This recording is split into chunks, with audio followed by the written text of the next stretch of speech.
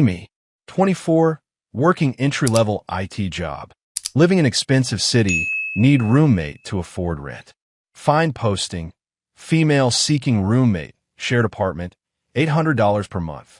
Tour the place. It's nice, good location, my own room. Meet potential roommate. Her name's Claire. 27, works at nonprofit, seems normal enough. We chat, vibe seems fine. Just so you know, I keep my food separate, she says.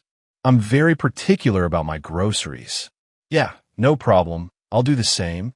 Great. Also, I'm vegan, so please keep meat products sealed. Sure, I can do that. Sign the lease, move in 2 weeks later. First month is pretty smooth. We're cordial, not friends, but not enemies. Keep to ourselves mostly. She has her shelf in the fridge, I have mine. She labels everything with her name. Like everything. Claire's almond milk. Claire's hummus. Claire's berries, do not touch. Bit intense, but whatever. I keep my stuff on my shelf unlabeled. We coexist. Week 5, things start getting weird. Come home from work. Claire's in the kitchen, arms crossed. We need to talk. Okay, what's up? Someone ate my yogurt. Look at the empty container on the counter. Greek yogurt, her brand. Wasn't me, I don't eat yogurt. Well, I didn't eat it, and we're the only ones who live here. Maybe you ate it and forgot? Her eyes narrow. I don't forget what I eat. I track everything in an app. Okay, well, I definitely didn't eat it. She doesn't look convinced. Just, please don't touch my food. I won't because I haven't been. Awkward silence. She leaves. Think that's the end of it. It's not. 3 days later, same thing. She confronts me again. My almond butter is half gone. Claire, I don't even like almond butter. Then who's eating it? I don't know. Maybe you're using more than you think. I measured it. I had exactly 16 ounces. Now, there's 8. She measured her almond butter. Red flag, but okay. I promise it wasn't me. This is a violation of our agreement. What agreement? That we keep our food separate. I'm keeping my food separate. Clearly you're not. She's getting heated. Look, I don't know what to tell you. I'm not eating your food. Maybe you should check if anyone else has access to the apartment. Like who? I don't know, maintenance? A guest. I don't have guests, and maintenance hasn't been here. Then I don't know what's happening. She storms off to her room. Hear her on the phone. Mom, my roommate is gaslighting me. Oh, great. Week 6, it escalates. She starts taking photos of her food, before and after. Logging everything. Shows me her phone one morning. Look, I bought this avocado yesterday. Took this photo at 7 p.m. This morning it's gone. The photo shows an avocado on her shelf. Now, there's no avocado. I went to bed at 10. You got home at 11. You're the only one who could have taken it. Claire, I swear to God, I didn't take your avocado. Then where is it? I don't know. She's almost in tears. Why are you doing this to me? I'm not doing anything. This is psychological warfare. You're making me think I'm crazy. That's literally the opposite of what I'm doing. She leaves for work without another word. Text my friend Mike. My roommate thinks I'm stealing her food. Him. Are you? Me? No. Him. Then what's happening? Me? No idea. It's like the food is just disappearing. Him. Ghosts. Me. Not helpful. Start questioning my own sanity. Am I sleepwalking? Have I been eating her food without realizing? No, that's insane. I'd remember eating, right? Week 7, she installs a camera. Points it at the fridge. Just so we're clear, this is for security. You're filming the fridge. I have a right to protect my property. Your property is food. Yes, this is insane, but also maybe it'll prove I'm innocent. Fine, film the fridge. I have nothing to hide. We'll see. That night, go to bed around midnight. Wake up at 7 a.m. Claire's already awake. Waiting in the kitchen. Laptop open. We need to talk. Oh God. What now? Last night. My cashew cheese. Half of it is gone. Okay. Well, check the camera. I did. She turns the laptop to face me.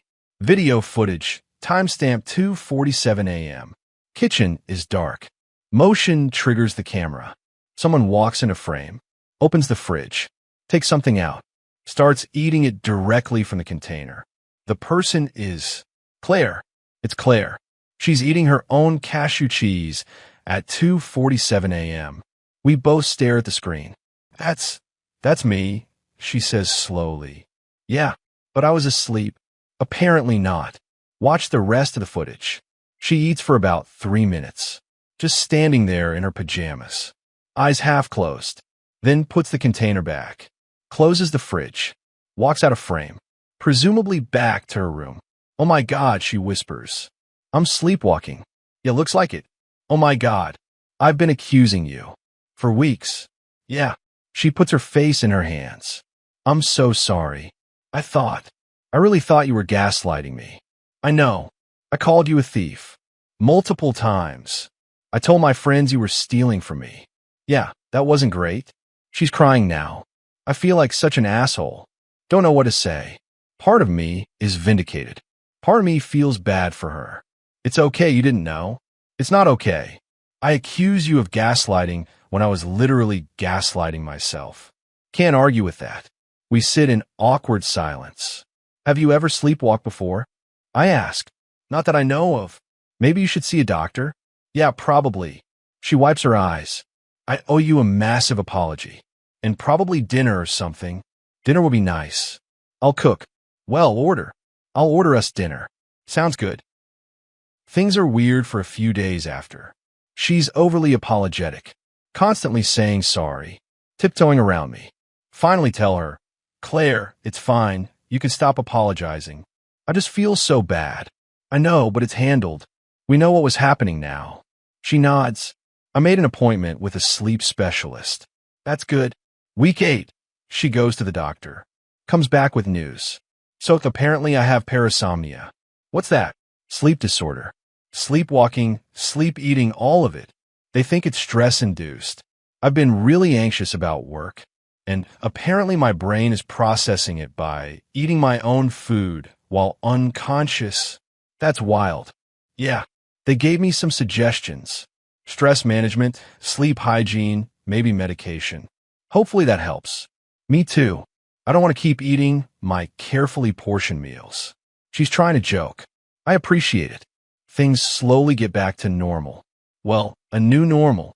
She's less intense about the food labeling. Still labels things, but less aggressively. Claire's hummus, but ask if you want some. It's progress.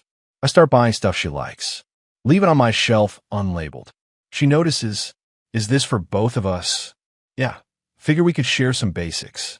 That's really nice, especially after I accused you of being a food thief. Water under the bridge. Except it's not really, because weird things keep happening.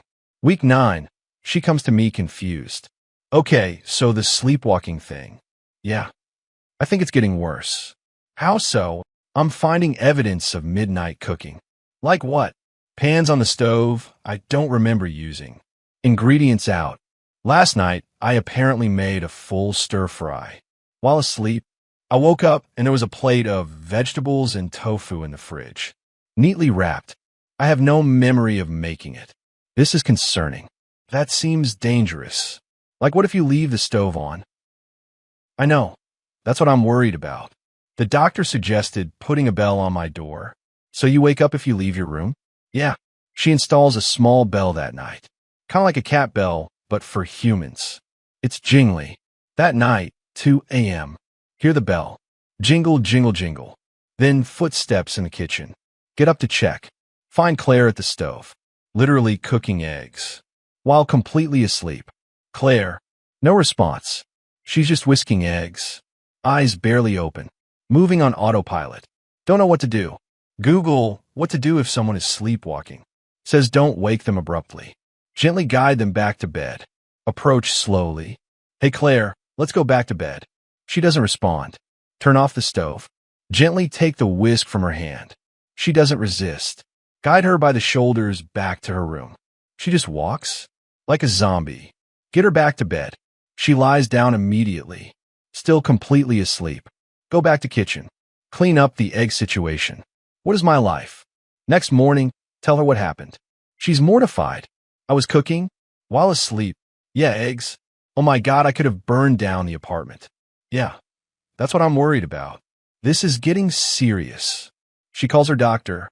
They increase her medication. Suggest a sleep study.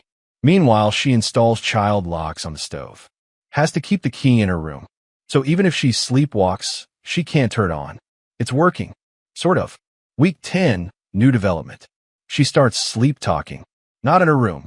In the common areas. I'm watching TV at 11 p.m. She walks out. The patriarchy is structural. Just says it. Standing in the doorway. Eyes closed. Claire. We must dismantle it systematically. Are you awake?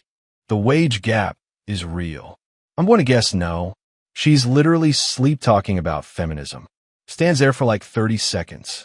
Then walks back to her room. Wild. This becomes a regular thing. She'll wander out. Make some proclamation. Then leave. Reproductive rights are human rights. Gender is a social construct. Intersectionality matters. It's like living with a sleeping feminist TED Talk. Start writing them down. Show her in the morning. She's embarrassed, but also kind of amused. At least my subconscious is politically informed. Very informed. You gave a whole speech about healthcare last night. Oh God. It was actually pretty coherent. Week 11, sleep study results come back. She has severe stress-induced parasomnia, linked to work anxiety and some childhood trauma. Doctor recommends therapy, medication adjustment, and stress reduction. She starts all three. Takes a week off work. Focuses on sleep hygiene. No screens before bed, meditation, the whole thing. It helps. The episodes become less frequent. Still happen, but not every night. We develop a system. If I hear her bell, I check on her. Make sure she's not cooking. Guide her back to bed if needed. Become accidental sleep monitor. One night, she's in the kitchen again. But this time she's just standing there. Staring at the fridge. Not opening it. Just staring. Claire. No response. Walk over slowly. She's crying. Like tears running down her face. Still completely asleep. Hey, it's okay. Touch her shoulder gently. She turns to me. Eyes still closed. I'm so tired. Says it in this small voice. I know. Let's get you back to bed. I can't stop working. You're not working now, you're resting. It's never enough. She's sleep-talking about burnout. Her subconscious is literally exhausted. Guide her back to bed. She curls up immediately. Pull a blanket over her. Feel this weird protectiveness. Like I'm watching over someone really vulnerable. In the morning, she remembers nothing. Did I sleepwalk last night? Yeah. But you were okay? What did I do? Just stood by the fridge. Don't tell her about the crying. Seems too personal. Thanks for watching out for me. Of course. I mean it. You could have just ignored it. Let me figure it out. But you've been really kind about this whole thing. After I accused you of stealing, we've established that was a misunderstanding. Still, you didn't have to be nice about it. We're roommates. That's kind of the deal. She smiles. Good roommates are hard to find. Yeah, they are. Week 12, she quits her job. Not impulsively. She's been planning it. The stress was killing her. Literally manifesting in sleep disorders. I can't keep doing this, she says. The nonprofit sector is eating me alive. What will you do? I have some savings. Going to take a few months to figure out. Focus on my health. Respect that. Takes guts to walk away. After she quits, the sleepwalking decreases significantly. Still happens occasionally, but not every night. Not with cooking. Mostly just wandering and sleep-talking. Easier to manage.